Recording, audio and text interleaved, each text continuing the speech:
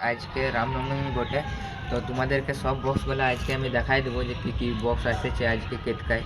তো এবারে একটা তাগড়া সেট আপ আছে যেটা মেদিনীপুরের বটে, মা মনসা প্রো।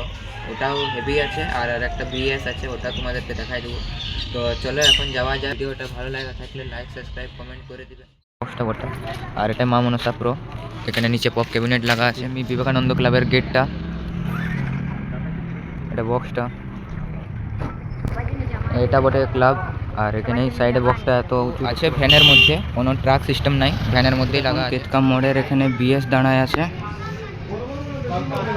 বিএস এর পপ মাল, পপ বক্স বটে এগুলা। কেতকা মোড়ের এখানে দাঁড়ায় আছে, আরও হাইটটা সেরকম আছে।